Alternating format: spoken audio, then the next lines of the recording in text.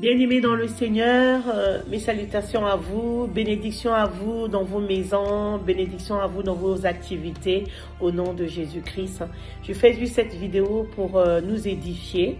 Je vais parler sur la foi, notamment je vais parler sur les ennemis de la foi, que moi j'ai intitulé les ennemis de la foi. Le numéro 1, le manque de compréhension à propos de la nouvelle naissance.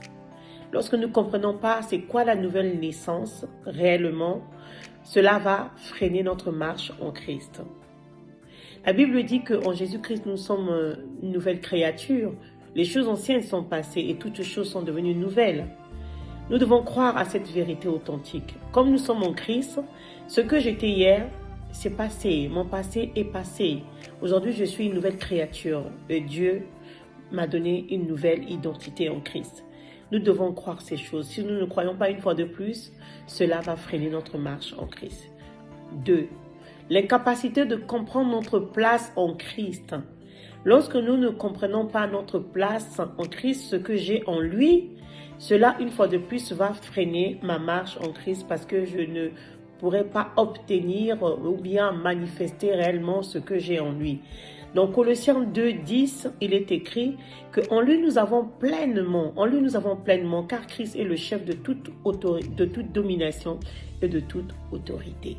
Si Jésus-Christ est le chef de toute domination, de toute autorité, alors je suis en sécurité, je ne crains pas. En plus, j'ai pleinement en lui. Donc, si j'ai pleinement en Jésus-Christ, et quand je demande selon la volonté de Dieu, et j'ai pleinement en lui, cela, je le vois se manifester dans ma vie.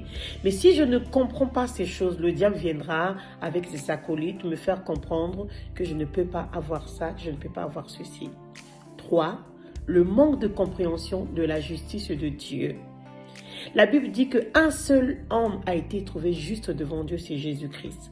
Il est mort à la croix pour nous, il s'est fait pécheur, il a fait de nous justice de Dieu. Gloire au Seigneur. Nous sommes devenus des justes devant Dieu. Ce n'est pas par nos forces, ce n'est pas par nos œuvres. Mais le diable essaiera toujours de nous faire comprendre que nous devons faire. Or, ce n'est pas par nos œuvres. C'est juste par une seule œuvre d'un homme qui a accompli à la croix de Golgotha que Dieu a déclaré que nous sommes justes.